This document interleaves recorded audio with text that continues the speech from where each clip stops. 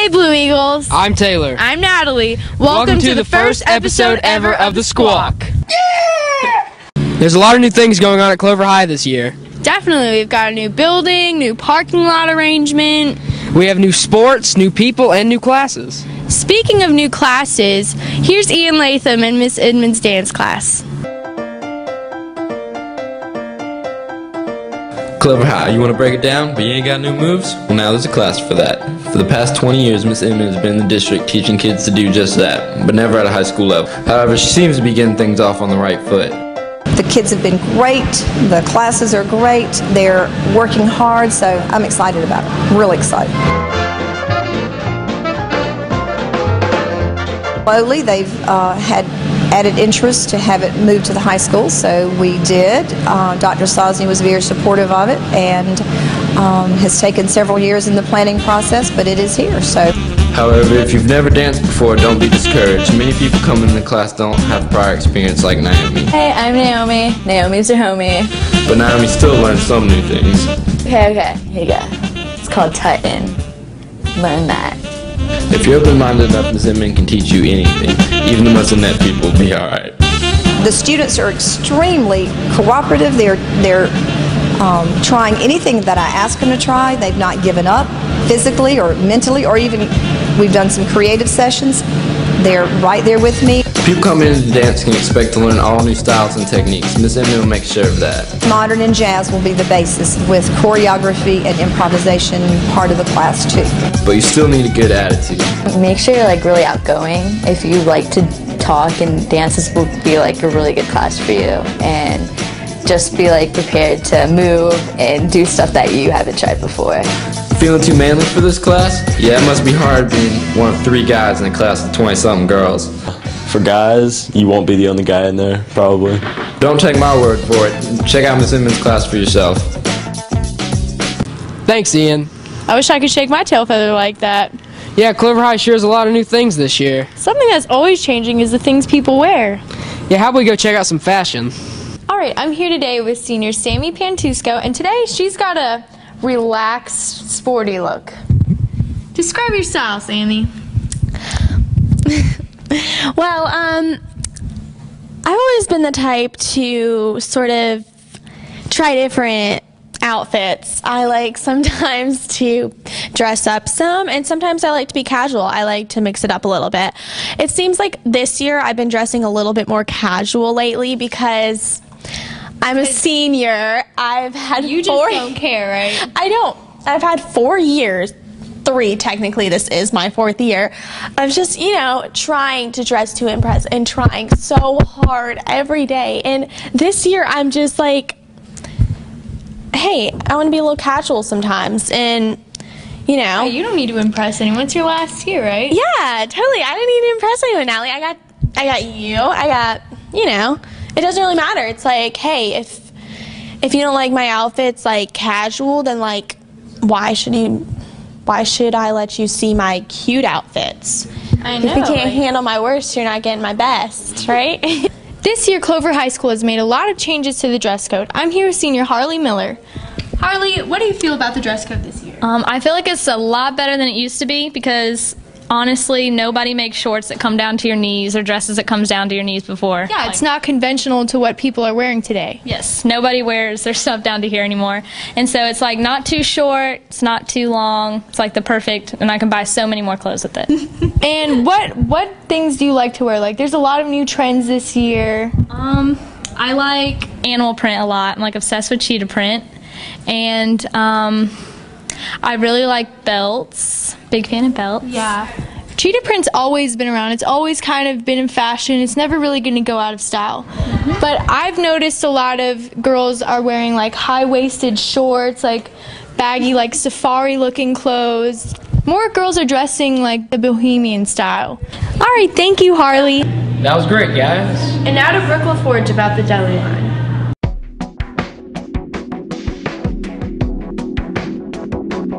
The deli line, the beloved sandwich dispensary of Clover, had many fans.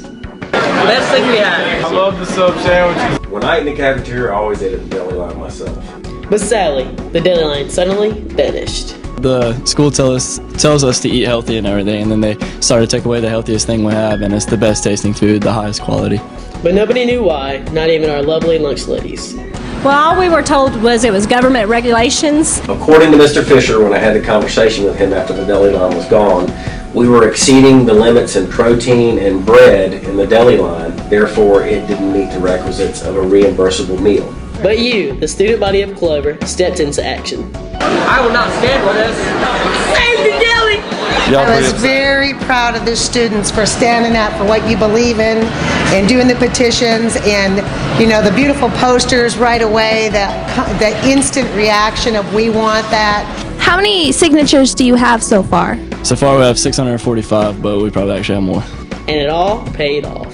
So the good news is, those of you that signed that petition and made your voices heard, I was able to share that with Mr. Fisher, and I think he's got a plan to be able to re-implement that line in the near future. Okay, so you don't know if it'll be this year or in the upcoming year? It will be this school year, okay? I cannot tell you whether or not it will be before we break for Christmas, but I certainly anticipate at the latest that for second semester we'll have the deli line back. The deli line will return again. That was some good stuff. Now to Kelsey Foster, who's covering our new addition to the Blue Eagles cheerleading team. Most guys wouldn't think of cheerleading for their school, but Tyler Van Dyke isn't like most guys. He took on the challenge of trying out for the Clover High School cheerleading team, and now that he's made it, the challenge has been taken to the next level. Cheerleading is not easy as I thought it was going to be. It's a lot of work, a lot of after school hours, a lot of going to tumbling, a lot of working out, a lot of running, a lot of endurance. So it is not as easy as I thought it was. It was not as just wave your pom-poms and megaphone up and down on Friday nights. For the past 3 years, Tyler's been involved in FCA, Corliers, and also a manager for a few sports at the school. So you may wonder why he chose cheerleading on his final year. Well, I wanted to try something different, you know, have a YOLO moment, but I also wanted to, you know, be different and not do the usual play football, basketball kind of thing, and so I wanted to try cheerleading.